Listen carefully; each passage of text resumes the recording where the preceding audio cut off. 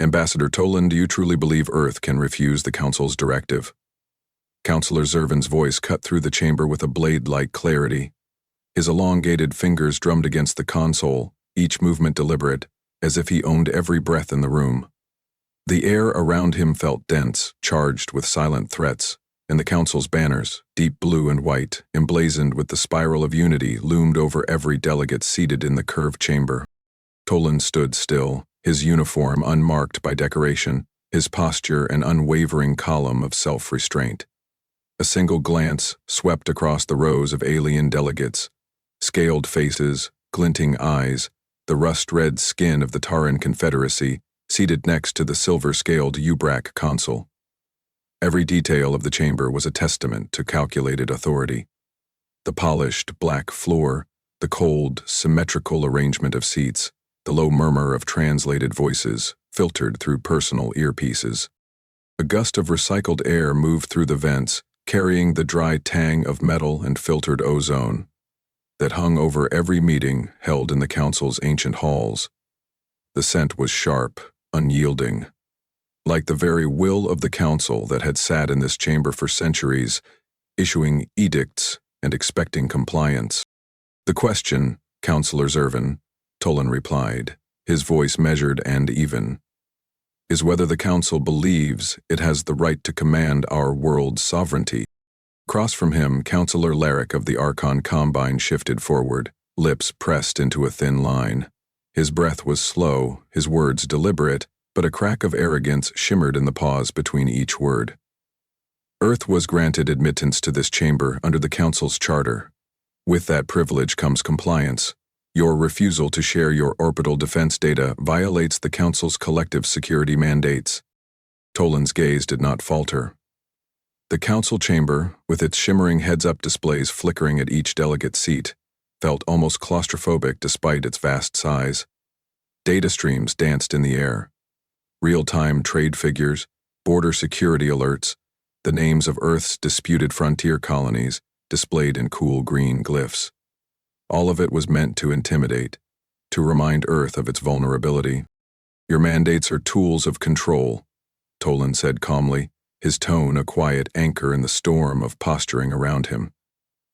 "Earth's defense protocols are not commodities. They are the instruments of our sovereignty." The hush that followed felt like a vacuum, the collective breath of dozens of species held in one suspended moment. A slight tremor in the air from the room's climate regulators brushed across Tolan's skin, cool and dry. Councillor Zervin leaned forward, his gold-flecked eyes catching the flickering light from the laser plasma displays. "Ambassador, do not mistake your planet's recent growth for leverage. Earth's ships, Earth's trade, Earth's people, they all pass through the Council's corridors. You will find yourselves isolated, and your colonies will starve under blockade." The word blockade hung there, heavy and sharp. It was not a threat, but a promise. Cold and clinical. Tolan's fingers rested lightly on the edge of the console, feeling the fine-grained metal against his skin. He didn't flinch. "We have heard your threats. We see the price of compliance as you demand it. And Earth's answer is clear." A low tone sounded in the chamber, signaling the call to vote. Across the chamber, delegates glanced at each other, some with narrowed eyes, others with curiosity, a subtle movement, like a ripple beneath the surface. Councillor Larrick pressed his hand to the voting pad, his expression a mask of finality. "The motion stands. Earth's refusal to share its defense protocols will be met with full trade blockade enforcement," Larrick declared, his voice carrying the weight of inevitability. A cluster of blue indicator lights glowed in confirmation across the chamber's tiered desks. One by one they solidified, forming an unbroken ring around Earth's solitary console. A symbol of unity turned noose. Tolan did not move. He let the silence build, a wall of stone against the Council's pronouncements. He saw the subtle shift of Prime Envoy Keth Vorin across the aisle, a flicker of unease in the envoy's posture. Tolan's eyes met his, and in that moment, an unspoken understanding passed between them. The chamber's air seemed to thin, every breath carrying the weight of centuries of protocol. The taste of it was sharp on Toland's tongue, like cold iron. Earth's decision is final, Toland said, his voice a steady current beneath the thunder of the Council's authority. We will not share our defense codes. We will not barter our sovereignty for your comfort. A murmur of translated voices erupted in the chamber, some angry, some surprised. The Taran Confederacy's envoy clicked his mandibles in frustration, while the Ubrak consul's eyelids fluttered closed, calculating. Councillor Zervin rose from his seat, his robe's embroidered patterns shifting in the low light. Ambassador Toland, Earth's arrogance will cost you more than you understand. The Council does not tolerate defiance. Toland met his gaze with calm finality. The Council mistakes caution for submission. Earth has been listening, learning. We do not mistake your illusions of unity for strength. The air was cool against his skin as he stepped back from the console, his delegation of 2 silent behind him. Each of them, officers of Earth's diplomatic corps, stood with quiet readiness. No words of protest, no flicker of doubt. A dull chime marked the final confirmation of the Council's motion. A laser plasma display above the chambered doors scrolled the decree in multiple dialects, each one a pronouncement of isolation. Toland felt the weight of centuries pressing down in the chamber, but he carried no fear in his bones. As he turned, he caught the glint of Prime Envoy Voron's eyes again, hesitation now tempered by something sharper. He walked forward, each step measured. The quiet rhythm of his footsteps across the polished floor echoed against the chamber's curved walls, each impact a statement of Earth's intent. He passed beneath the Council's towering banners, symbols of ancient authority, of power consolidated in endless debate. And he did not look back. Outside the chamber, the air was colder, filtered through narrow vents that left a faint trace of antiseptic tang on the tongue. Toland exhaled slowly, the calm of his face unbroken. Director Cern, he murmured into the secure calm embedded in his collar. His voice was steady, almost conversational. The Council has spoken. Earth walks alone. A pause, then Cern's voice, cool, professional, carrying the weight of Earth's quiet defiance. Acknowledged. Project Myrthos is already underway. Toland allowed himself a brief nod, the motion small but resolute. He stepped away from the Council's chamber, each stride unhurried, every sense alive to the air, the distant murmur of footfalls, the faint trace of ozone from the corridor's filtration systems. The Council's fortress of power was behind him now, a place of authority that had mistaken Earth's silence for acquiescence. In that final step beyond the Council's threshold, Earth's choice became real. A choice that would ripple outward across the galaxy, the weight of it settling into Toland's bones like the cold of deep night. He did not pause to consider the Council's next move. That too would come. For now, Earth's silence was its answer, and the chamber's final echoes faded behind him as he stepped into the corridor's waiting light. Toland felt the weight of the Council's final decree still hanging in the air as he moved beyond the Council's chamber threshold. Each step echoed with a clarity that resonated in the polished floor, the air crisp against his skin as if the very atmosphere recoiled from Earth's decision. His hand closed around the small comm device hidden in his sleeve, a thin silver casing no larger than his palm, each line in the metal telling the story of Earth's quiet resolve. Director Cern, he said, his voice carrying the calm of a man who had already made his choice. The Council's position is as expected. Initiate full withdrawal protocols, no delays. The reply came a heartbeat later, a low voice that never wavered. Understood. I've already secured the transmission relay. Earth's assets are rerouting, and Myrthos access is locked to Earth's codes only. The corridor ahead of Toland was silent, its walls lined with deep gray panels marked by the faint glimmer of embedded circuitry. Every sound was sharp. The soft click of his boots against the floor, the measured breathing of the 2 delegates who walked behind him, their faces unreadable, but their shoulders set. The Council's threats had been delivered with ritualistic severity, but Earth's answer would be delivered with finality.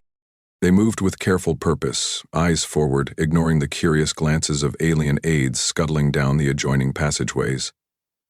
The scent of cleaning solvents lingered in the air, sterile and cold, as if the council itself tried to scrub away the weight of Earth's decision. Tolan reached the first of the council's formal checkpoints. 2 guards clad in deep red armor stepped forward, weapons held low but their postures taut. One, a Sorin with burnished skin and narrow black eyes, shifted to block Tolan's path. Ambassador, Counselor Zervin requests an immediate audience to clarify Earth's intentions. Tolan met his stare with unshaken calm. Earth's intentions are clear, he replied. Our delegation is leaving. The Council's authority no longer binds us. The guard hesitated, his eyes flicking to the device in Tolan's hand, then stepped aside without another word. Tolan's boots resumed their quiet percussion, the 2 delegates falling in step behind him once more. When they reached the main exit of the council complex, Tolan paused, glancing back through the curved doorway that led to the council's chamber. From this angle, he could see the empty seats of Earth's delegation. 3 chairs that would remain vacant now, their quiet absence speaking more than any words could. He raised the comm device to his lips again, lowering his voice so only CERN could hear. Record this transmission. This will be Earth's official statement to the Council and to the galaxy. The device clicked softly as it activated, the red indicator light winking to life. Tolan's tone shifted, each word deliberate and unadorned. To the Council of Galactic Systems, Earth withdraws. We will not comply with mandates that subjugate our sovereignty or compromise our defenses. This decision is final. Earth will protect its own future. He ended the transmission with a small final click, then turned to the 2 delegates. One was Lieutenant Valen, young but hardened by years in Earth's border outposts. The other, Officer Darek, an older man with a face weathered by long service in Earth's trade envoys. Secure our exit route, Tolan ordered quietly, his words leaving no room for question. Valen moved to the side door, his hand resting lightly on the coded access panel. Darek's eyes flickered with approval, and he spoke softly, almost to himself. History will remember this day, Commander. Tolan's face remained expressionless. History is not our concern, survival is. They stepped through the final threshold into the Council's transit hall, a long corridor lit by strips of soft white light embedded in the floor. Here the air was cooler, the faint electrical scent of power conduits blending with the sterile tang of recycled air. Ahead, a small group of council staff watched them, their eyes bright with questions they dared not ask. Valen walked ahead, his posture an unspoken barrier against intrusion. Darek remained at Tolan's side, his steps measured, eyes scanning every corner. As they approached the exit gates, the sounds of the council's internal workings faded behind them. No more policy arguments or whispered threats. Only the soft clicks of their own steps and the muted hiss of the automated doors. At the threshold, Tolan turned once more. His gaze fell on the small, circular seal of Earth pressed into the floor just beyond the chamber door. Its edges were worn, but the emblem, Earth's continents wreathed by the orbit of a single moon, stood clear and unbroken. He paused for a moment, letting the image settle in his mind, then spoke softly. That is what they will remember, not our absence, our refusal to kneel. Derek nodded, his jaw set. Let them see an empty seat where once they saw an upstart world. Let them understand what they have driven away. The final doors parted with a muted shudder, revealing the shuttle bay beyond. The air smelled faintly of coolant and hydraulic fluid, mixed with the sterile tang of climate-controlled corridors. The shuttle that would carry them away from the council station waited silently, its landing struts braced, the hatch open and ready. Valen turned to Tolan, his voice low. Commander, Earth's embassy staff have already departed. We're the last to leave. Tolan's eyes narrowed slightly as he scanned the shuttle's waiting form. Its hull was marked by the deep gray of Earth's diplomatic corps, the lines of its frame sharp and functional. Then let us not linger, he said. They stepped inside, the hatch closing with a final sigh of air. Inside the shuttle was spare but functional, the seats arranged in a single row facing forward. Tolan sat down, the seat cool beneath him, the faint hiss of the life support system the only sound. He closed his eyes for a moment, feeling the finality of the decision settle into his bones. Around him, the two men sat in silence, their breathing calm, the tension in their shoulders easing now that the choice had been made. Balin leaned forward slightly, his voice a murmur that cut through the quiet. "Do you think they understand what they've done, Commander?" Tolan opened his eyes, the shuttle's soft cabin lights casting long shadows across his face. "They understand only the world they built for themselves, not the one that stands outside their reach." The shuttle lifted away from the Council station with a quiet surge of motion, the gravity stabilizers shifting smoothly beneath their seats. Through the small viewport, the Council's spires receded, the deep blue banners of authority reduced to slivers of color against the cold, bright void. Tolan watched them vanish, each second stretching out like the last breath of a dying empire. The Council had given its ultimatum. Earth had given its answer. Now, the galaxy would be left to choose which one held the weight of truth. He let out a slow breath, the air tasting clean and thin in the shuttle's recycled atmosphere. No more debate, no more threats wrapped in formal decrees. Only the quiet certainty of a world that would not be broken by force or rhetoric. In that silence, Tolan found a quiet clarity. Earth had walked away not in defeat, but in the knowledge that freedom was worth more than any seat in the Council's hall. And in that withdrawal, Earth had spoken the one truth the Council could not ignore. Some choices are made in silence, and they echo louder than any spoken word. Director Malik Cern studied the data stream scrolling across the array of displays in Earth's covert command center, each line of information a lifeline threading through the galaxy's fractures. The room was built deep beneath Earth's surface, the walls paneled with matte black composite to dampen echoes, each console surrounded by a low amber glow that softened the harsh edges of the machinery. The air carried the dry, recycled scent of ionized filters and the faint warmth of human breath in the enclosed space. "Activate the final jump corridor," Cern instructed, his voice carrying the calm authority of a man who had anticipated this moment long before it arrived. Technicians in navy blue uniforms moved with quiet focus, each motion deliberate, each step a part of the silent rhythm that filled the room. On the main display, the jump corridor network blossomed outward from Earth, a map of shifting lines connecting distant systems in defiance of the Council's carefully constructed bottlenecks. The corridors were more than simple trade routes. They were arteries of survival, connecting Earth's allies to each other and bypassing every checkpoint the Council had once believed to be absolute. Cern leaned closer, his gaze fixed on the blinking data points that marked each active corridor. He spoke into the headset wrapped around his ear, the words crisp and direct. "All corridor stabilizers report nominal alignment. Myrthos is locked to Earth's security keys. Proceed to confirm handshake with allied outposts." A technician's fingers moved across the console, her skin pale against the matte black keys. "Handshake confirmed. All corridor beacons have synchronized. No unauthorized access signals detected." Cern allowed himself a slow breath, tasting the cool air as it filled his lungs. The weight of the decision pressed against his chest, but he felt no doubt. Each calculation had been run 1,000 times, every variable accounted for in the quiet hours before dawn when doubt crept in. "Patch me through to Ambassador Tolan," he said, his voice steady. A small speaker clicked softly, the connection opening with a muted buzz. "Ambassador, Myrthos is operational. Your corridor channels are live and fully secure." Tolan's voice came through, calm and resolute. "Understood, Director. Prepare the transmission for our allies. Earth's corridors are now the gateway for any world that chooses freedom." Cern nodded to himself, though the gesture was unseen. "I have already prepared the initial packets for trusted contacts.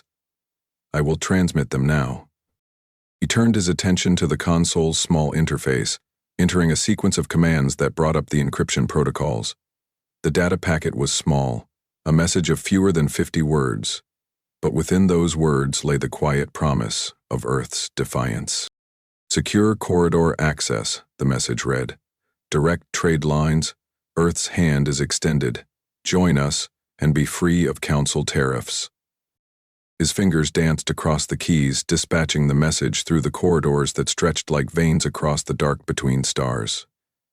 The flickering status indicators pulsed green in confirmation, each blink a testament to the growing fracture in the Council's iron grasp. CERN leaned back slightly, his gaze moving across the room. Around him, technicians monitored the data feeds, their faces lit by the cold glow of their consoles. Outside the reinforced walls, Earth itself lay quiet, the night sky above its cities still and indifferent to the quiet revolution unfolding beneath its surface. The comm unit crackled softly, a new voice breaking the comm. "This is Prime Envoy Kef Vorin of the Koran Assembly." The envoy's deep voice resonated with controlled urgency. "Your corridors, are they truly secure?" CERN keyed the response himself, his tone clear and unwavering. "They are ours alone. No Council oversight, no Council tariffs. Trade with Earth and your people will never again beg for the Council's favor." A pause. Then Vorin's voice came back, heavy with something close to relief. "I will inform my assembly. If this holds, Koran will join you."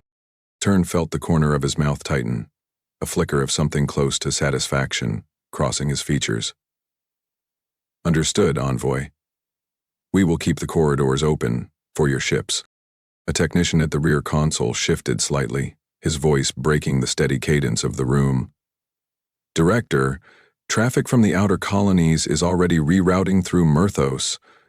Council tariffs have dropped 20% in the last hour." CERN inclined his head. "Monitor for any Council interdiction attempts. If they strike, we must be ready to adapt." He turned his attention back to the main display. The star map showed the corridors in vivid white lines, each jump point locked to Earth's secure codes. Beyond those lines, the Council's patrol routes glowed in red, static, and inflexible. He spoke to Tolan again, the words low but firm. "Ambassador, we have the first defection. Vorin's world will break from the Council once they confirm the trade flows. It has begun." Tolan's voice, calm even in the face of history, replied, "Maintain the corridors at any cost, Director. They are the lifeline not just for us, but for every world that refuses the Council's chokehold." The chamber's recycled air felt cool against CERN's skin, carrying the faint tang of the filtered atmosphere, the quiet hum of the cooling systems a backdrop to the rising hum of activity. Each flicker of light on the console, each quiet beep of a transmission received or sent, was a heartbeat of the new order Earth was forging in silence. He turned to the technician nearest him. "Alert the corridor beacons to watch for Council scout ships. I want immediate reports on any anomalous readings." The technician nodded, his fingers already at work, acknowledged, all sensors recalibrating. CERN watched the shifting data streams, his mind already moving 3 steps ahead. The Council would see this as provocation, a challenge to their absolute control, and they would respond. But Earth had already chosen the ground on which it would stand. He keyed a final command, the soft tap of his fingers echoing in the chamber. A new line appeared on the star map, linking Earth directly to Koran Assembly's heart world. A slender thread of light that cut through centuries of Council authority. "Ambassador," he said, his voice low and measured, "the first fracture is set. Others will follow." The weight of those words settled across the room like the first cold wind of a long-awaited storm. And in that moment, Director Malik CERN felt the quiet certainty of Earth's final decision, made real in the lines of light that now bound a dozen worlds to Earth's defiance. The galaxy would feel the tremor of those choices soon enough. The data from Earth's command center confirmed what Director CERN had expected. Traffic along the Council's regulated lanes was beginning to fracture. In the border sectors, small worlds that had long grumbled under the Council's tariffs found new resolve in the quiet defiance of Earth's freighters gliding across their skies. At the frontier trade port of Raelin's Edge, the usual flow of Council-authorized transports had slowed to a trickle. Instead, Earth's freighters, sleek in design, hulls gleaming with the pale insignia of the new Accord, anchored at the central docks. Their hulls bore no Council permit markers, only the quiet defiance of Earth's chosen neutrality. Portmaster Jarek, a burly figure with gray-flecked hair and the deep lines of someone who had spent decades trading under the Council's watchful gaze, stood at the edge of the docking platform. The scent of brine from the station's water reclamation tanks drifted in the air, mingling with the sharp bite of cooling metal. He watched Earth's ships unload, crates marked for trade routes, once closed to any world. Unwilling to pay the Council's fee, a Council trade envoy in deep green robes moved beside him, voice low and urgent. Portmaster Jarek, these freighters are unauthorized. You risk sanction, revocation of Council trade licenses. Your station's future depends on continued cooperation. Jarek turned his head, eyes hard as he took in the envoy's careful words. You mean to say Council control, not cooperation? The envoy's lips tightened. This station has survived because the Council permits it to exist. Do not mistake Earth's gestures for genuine security. Jarek let the silence linger.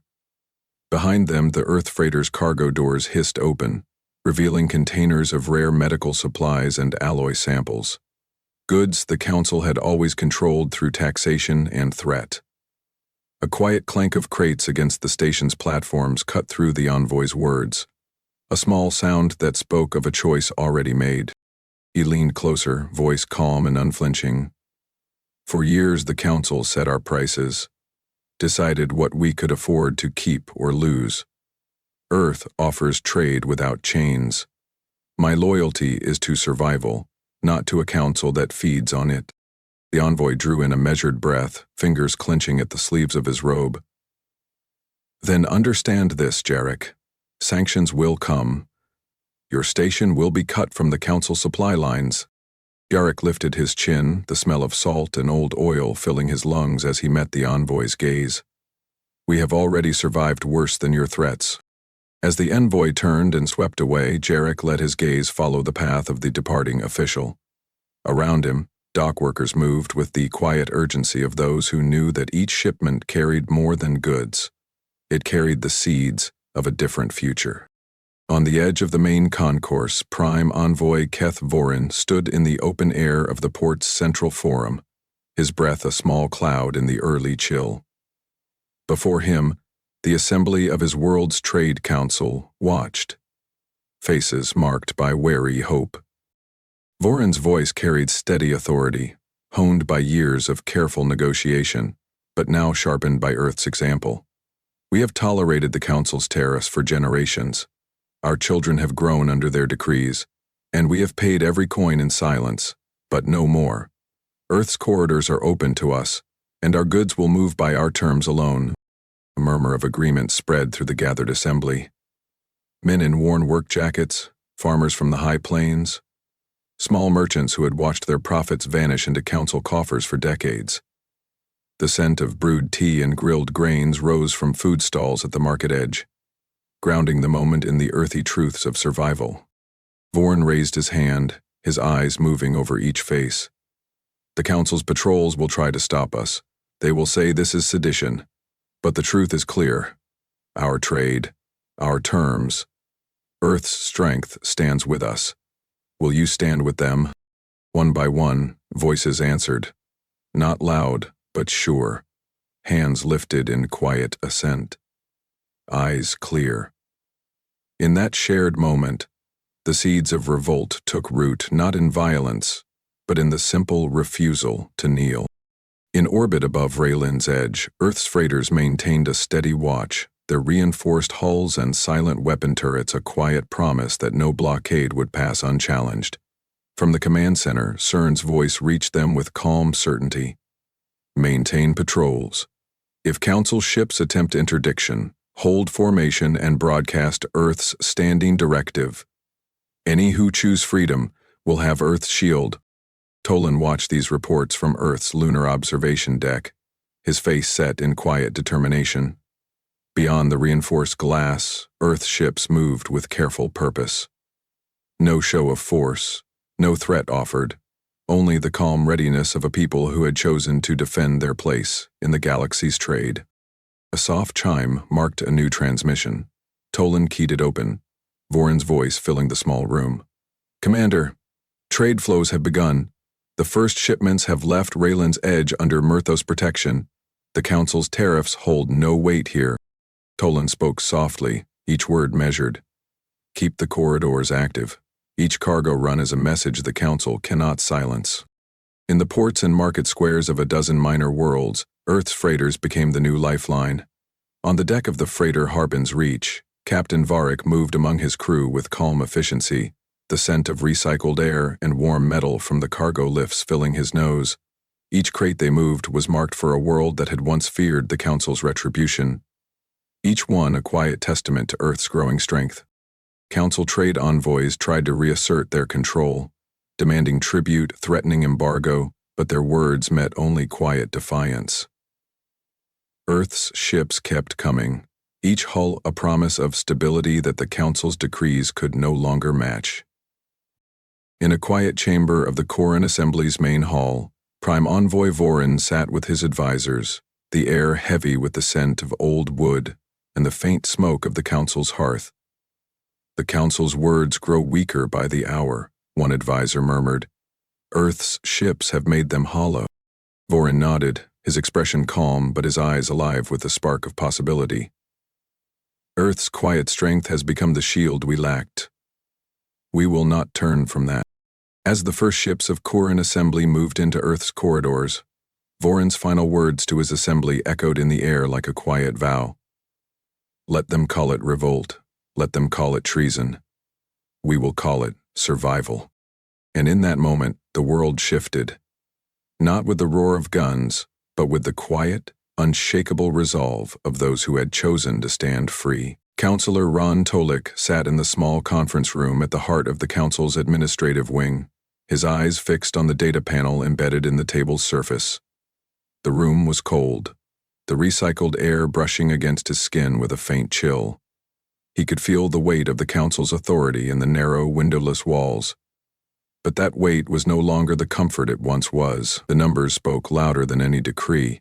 Trade flows down by 40% in sectors that had once bowed to Council tariffs without hesitation. A low tone signaled a secured transmission request. Tolik accepted it with a tap of his finger, the glassy surface warming under his touch. Councillor Larrick's face appeared, his lined features strained under the polished calm he wore like armor. Ran, we cannot ignore the numbers. If we do not bring these defectors back into compliance, the Council's coffers will run dry within the year. Tolik leaned back, the synthetic fabric of his chair crackling softly. Larrick, threats will not bring them back. They have seen Earth's ships pass our checkpoints as if they do not exist. They see Earth's trade flowing where ours used to be. They see Earth's corridors as the future. Larrick's eyes flicked away for an instant, the flicker of uncertainty breaking through the calm mask. We still have the authority to enforce tariffs, to levy sanctions. The Council must act. Tolik let the silence draw out between them. He could hear the faint hiss of the climate regulators in the corner, the scent of cleaning agents mixing with the stale air. Authority is nothing if those we claim to govern no longer recognize it. The Council's word is no longer law to them. It is a demand they have chosen to ignore. A flicker of movement beyond the glass of the conference door caught his eye. A delegation from the Zarkin League stood waiting outside, their tall frames draped in the flowing silks of their merchant houses. Tolik knew their loyalty was already in question.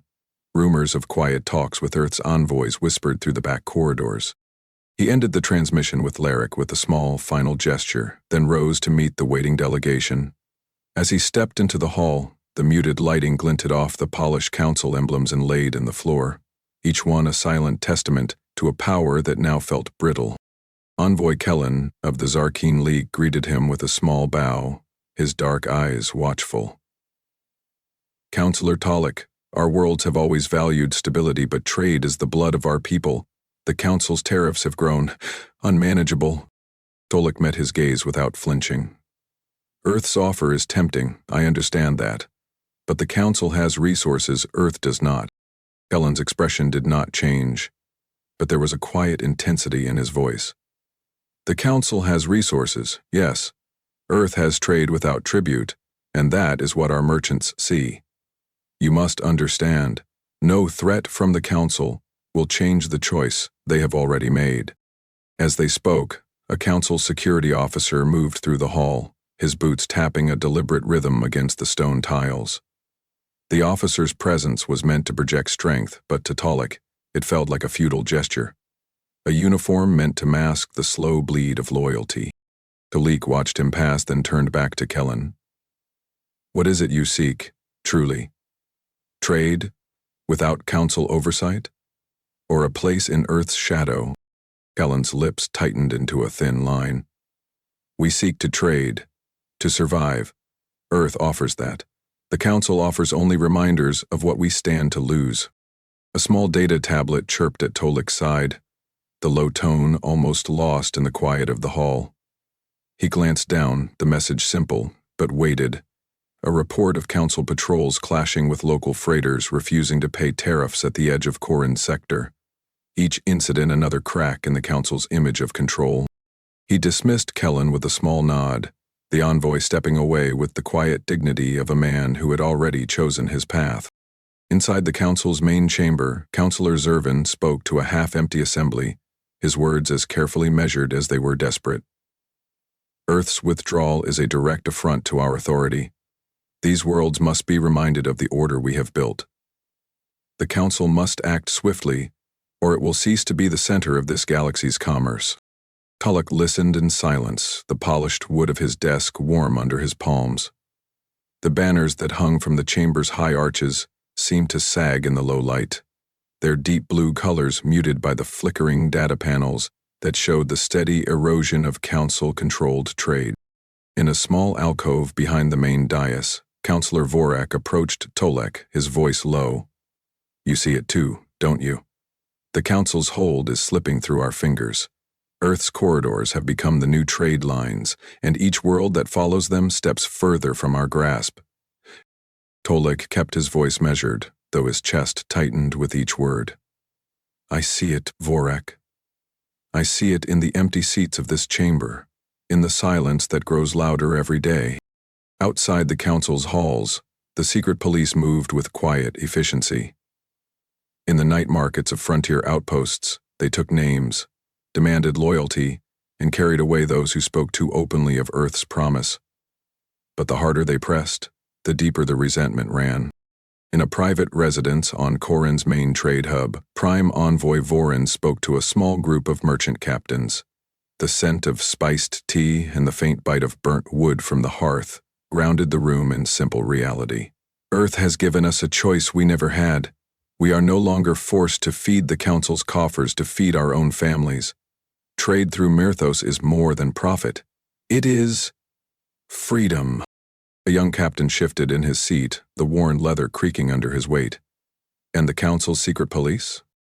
Vorin's eyes met his without hesitation. They will try to break our resolve.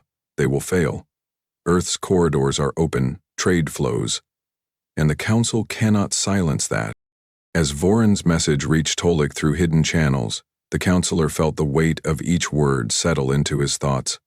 The councillor's secret police were a blunt instrument, a tool of fear that no longer inspired obedience. He walked alone through the council's lower halls that night, the cold air stinging his face, the scent of damp stone rising from the floor. Each step echoed a quiet truth he could no longer deny. Earth had forced a choice upon every world, and the council's power was built on the fragile belief that choice no longer existed. And as the council's data panels flickered with the steady drain of trade slipping through Earth's corridors, Councillor Ron Tolek knew the shape of the future was being drawn in the lines of ships that refused to pay tribute. The council's illusions were cracking, and the silence that once commanded loyalty was now the quiet prelude to something entirely new. Councillor Ron Tolek stood on the command deck of the council flagship, the overhead glow of the status displays illuminating his sharp features. Around him, the bridge crew moved with disciplined efficiency, their movements practiced and deliberate. Each station displayed real-time updates of the fleet's jump coordinates, green icons shifting across a grid of planetary bodies and corridor junctions. The air tasted faintly of recycled water and sweat, and the quiet murmur of command confirmations filled the narrow space. Status of the boarding parties. Tulloch asked, his voice low and unyielding. Commander Varick, the deck officer at his right, answered without hesitation. Boarding tubes are locked to Earth's terminal hubs. Initial breach teams have been deployed. No resistance at the outer thresholds yet, but we expect pushback. Tulloch's gaze remained fixed on the central display. Earth's corridor terminals appeared as bright blue arcs, each one a lifeline for the systems that had turned away from Council tariffs. Push them harder, he said.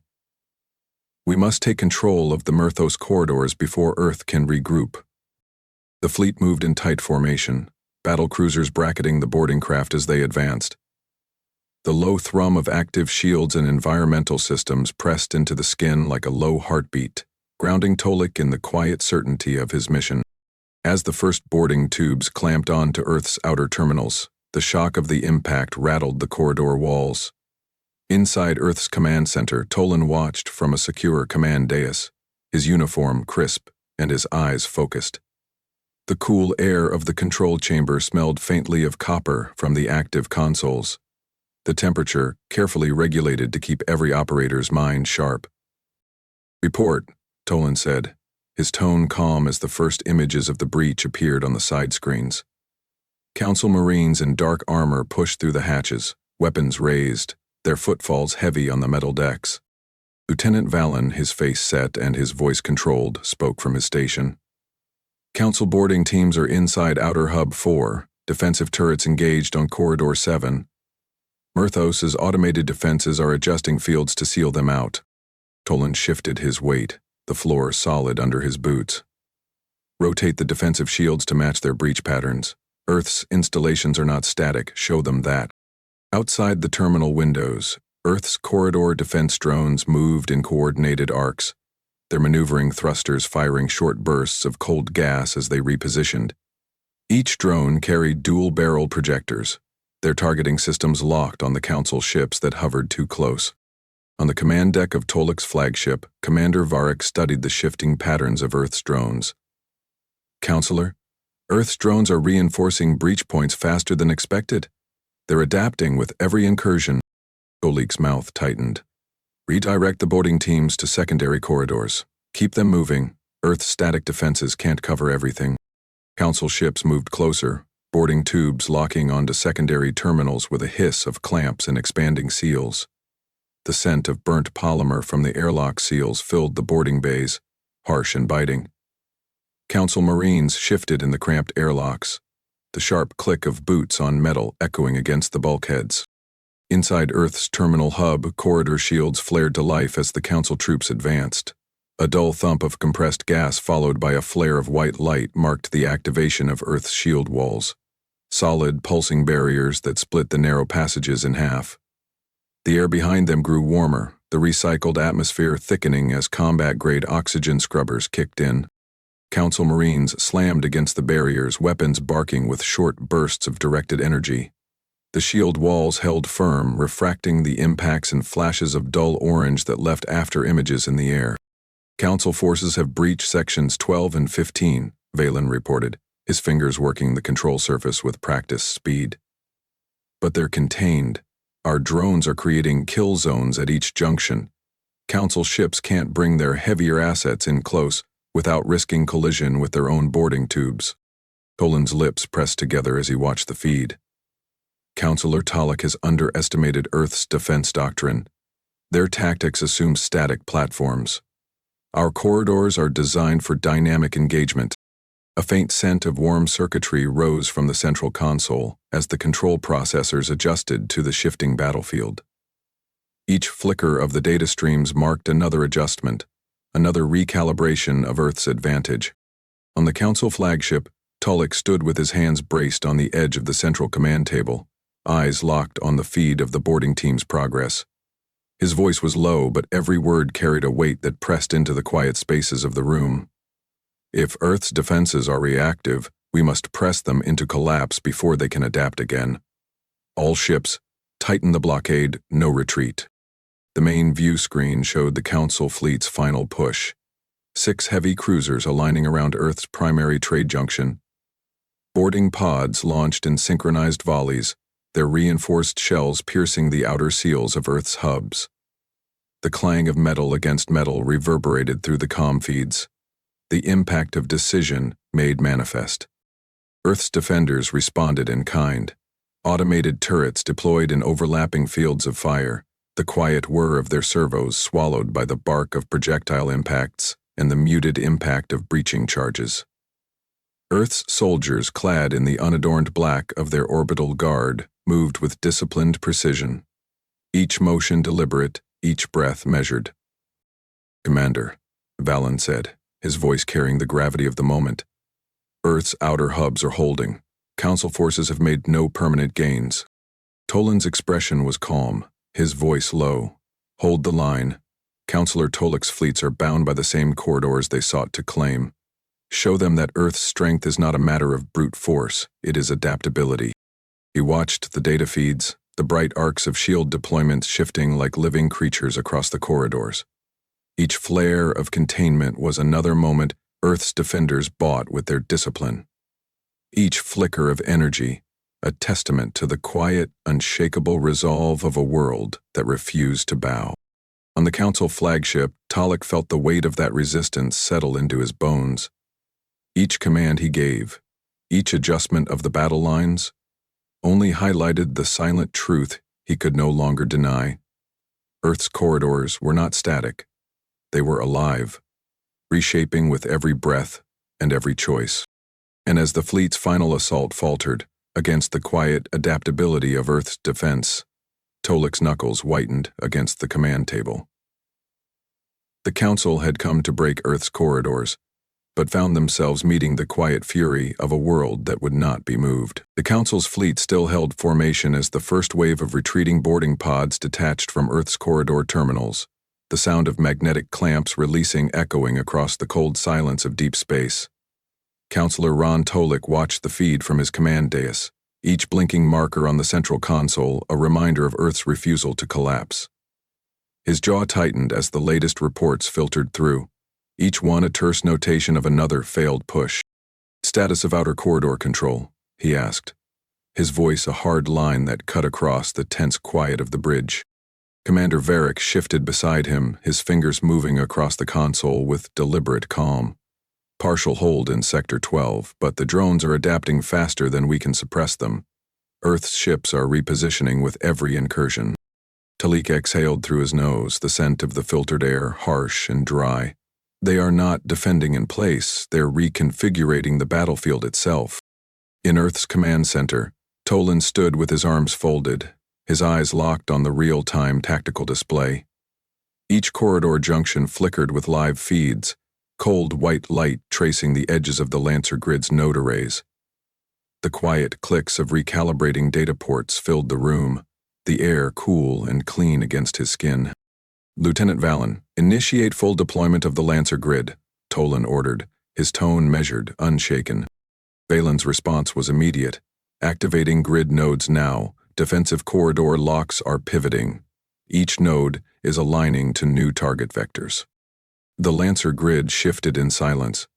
From the outer corridors, Earth's defensive satellites extended sleek arrays that rotated with controlled motion, each one settling into a new alignment that covered every approach angle. The corridor junctions brightened on the feed, not as defensive barriers, but as lethal ambush points. A low buzz of recalibration filled the command center as new data streamed in, each corridor junction lit with the cold flicker of activation, the corridors themselves transforming into shifting kill zones. Tolan's gaze moved across the room, taking in the quiet focus of his staff. "Director Cern," he said calmly, "confirm the grid's combat algorithm loadout." Cern's voice came from the back of the chamber, low and unyielding. "All nodes locked to reactive pattern Sigma. Every corridor junction is a mobile trap. Council ships will find no static lines here." Councillor Tulloch's command vassal shuddered as the first Lancer grid arrays activated, the sudden surge of targeted energy rippling across the outer shields. "Report!" Tulloch snapped, his eyes narrowing as the data feeds jumped in response to the new threat. "Earth's nodes are rotating in real time," Commander Varric said, his voice tight. "We can't anchor our boarding tubes." Each corridor is shifting faster than our command protocols can lock. On Earthside, the air in the command center felt crisp, the cold bite of recycled oxygen cutting the edge of Toland's thoughts. "Let them feel the weight of their own momentum," he said quietly, the words carrying no malice, only certainty. Earth's drones moved with the calm precision of a doctrine designed for adaptability, each shift of their maneuvering thrusters a silent promise of the world that had built them. Boarding pods that had once punched through Earth's outer defenses now found themselves isolated, cut off by rotating kill zones that offered no sanctuary.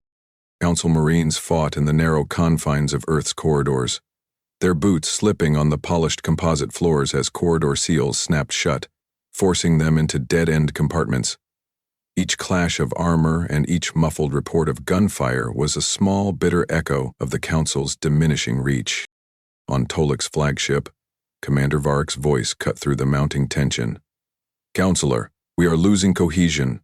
The Lancer grid is cutting us into segments. Our ships can't coordinate fire without risking crossfire."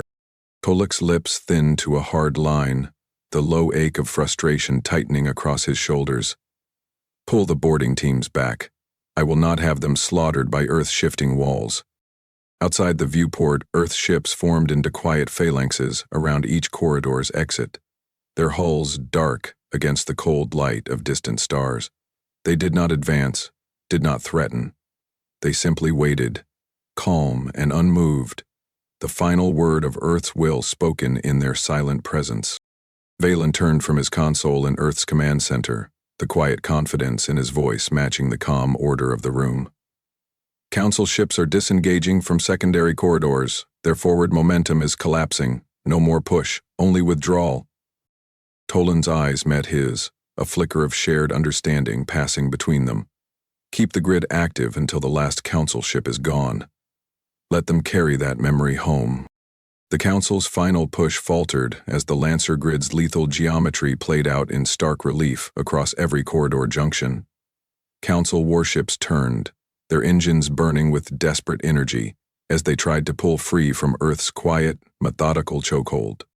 On the bridge of Tolek's flagship, the air tasted of stale water and the faint tang of burnt conduit shielding. Tolek's voice, when he finally spoke, was low and final. "All ships, disengage. We will not sacrifice the fleet for pride."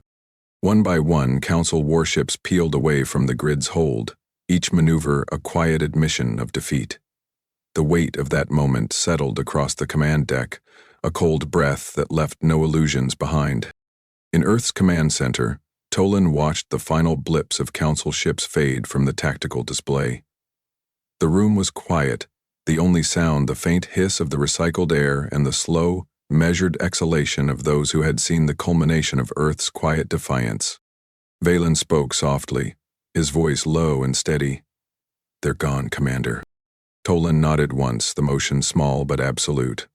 "Secure the grid's final alignment, then let the corridors go dark." As the last data streams flickered to black, Earth's command center fell silent. The battle was over. The Council's illusions had broken against the calm resolve of a world that had built its own future in the quiet spaces between stars. The Lancer grid's spinning arrays came to rest, their lethal promise fulfilled in the quiet retreat of those who had once believed themselves unassailable. The corridor outside Earth's Council chamber was quiet, the muted light of the overhead panels casting a gentle glow across the polished flooring. Toland stepped through the reinforced archway, the door sealing behind him with a final whisper of motion. He could feel the weight of every decision that had led to this moment in the still air around him. Inside, the newly formed Council of the Accord waited, each representative seated at a long table of brushed steel and pale wood. Their eyes reflected the steady light of the chamber's recessed lamps, each man's gaze marked by the trials of his people and the cold hope of what came next. The scent of old stone and faintly warmed air held the room in a quiet hush, the atmosphere heavy with both relief and responsibility. Toland's boots made no sound on the floor as he took his place at the head of the table. He rested his hand lightly against the cool wood, each line of grain beneath his palm an anchor to the ground he defended. The counselors watched him, some with guarded eyes, others with the open relief of men who had seen too much of the Council's iron rule. Prime Envoy Keth Voren was the first to speak, his voice low but steady. "Commander Tolan, Earth has proven what we all suspected in the quiet of our halls. The Council was never the shield it claimed to be. Its strength was built on the silence of those it held beneath it." Tolan met his gaze, each word measured, each breath deliberate. The Council mistook compliance for loyalty. They believed that fear could hold the galaxy together. But fear is a brittle bond, and it breaks at the first breath of freedom. Across the table, Trade Envoy Sarek of the border colonies leaned forward, the creases of his weathered face deepening. "Earth's corridors have become the lifelines of every world the Council thought it owned. That is the future we stand upon now." His expression remained calm, but there was a quiet finality in his voice. The Lancer grid was not the end, it was the proof. Proof that the Council's power was always a shadow, and that Earth's strength comes not from conquest, but from the refusal to be ruled. The councilors nodded, the quiet scraping of chairs against the floor the only reply for a moment. Each man there had seen the Council's ships flee Earth's corridors in silent retreat, their own patrols broken and scattered by Earth's calm, unflinching defense. Councilor Tolik had not attended in person. Instead, a single transmission from his flagship played across the small panel in the center of the table. His voice was tired, each word carrying the weight of a man who knew the final shape of defeat. "To the new accord, I speak this not as a command but as a witness. The Council is finished as the axis of the galaxy's trade.